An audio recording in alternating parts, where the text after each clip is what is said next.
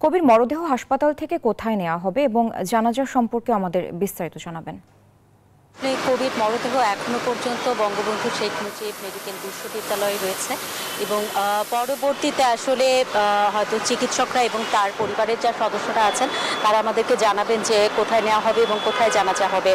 আরেকটি বিষয় আপনাকে জানাতে চাই যে বেশ কিছুদিন ধরেই কবি বিভিন্ন গণমাধ্যমে তার যে বিভিন্ন সাক্ষাৎকার সেসব জায়গায় তিনি আসলে লিখছিলেন যে তার শেষ সময় চলে এসেছে বা মৃত্যুর কথা বারবারই তিনি আসলে বলছিলেন। এমনকি তার যে চিকিৎসক তার কাছেও আসলে তিনি কিছুদিন আগেও তার মৃত্যুর কথাই বলেছিলেন এবং তার যে সকল কবিতা রয়েছে সে সকল কবিতা শেষ যে জুলাই আগস্টের গণ অভ্যুত্থান হলো সেই সময়ও শিক্ষার্থীদেরকে উজ্জীবিত করেছে এবং তিনি সেই বিষয়েও কিন্তু বিভিন্ন সময় কথা বলেছেন যে এবার আসলে নতুন আরেকটি বাংলাদেশ নতুন বাংলাদেশ পেতে যাচ্ছে, বাংলাদেশের স্বপ্ন হয়তো আবার পূরণ হতে যাচ্ছে।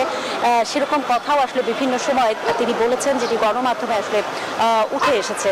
তো তার সেই কবিতাগুলো এখন যৌবন যার যুদ্ধে যাবার তার শ্রেষ্ঠ সময় কবিতার যে লাইন সেগুলো আসলে এই জুলাই আগস্টের যে অভ্যুত্থান সে সময় বিভিন্ন দেয়ালে আমরা দেখতে পেয়েছি এবং এই লাইনগুলো সে সময়ও আসলে শিক্ষার্থীদের উদ্বুদ্ধ করেছে। এছাড়াও আরেকটি বিষয় আপনাকে জানাতে চাই যে এখানে এখন পর্যন্ত তার যে মরদেহ সেটি আসলে রাখা আছে।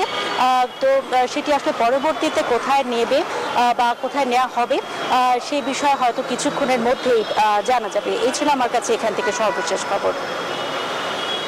অন্তরা, আপনাকে ধন্যবাদ। দর্শক যুক্ত ছিলেন সহকর্মী অন্তরা বিশ্বাস।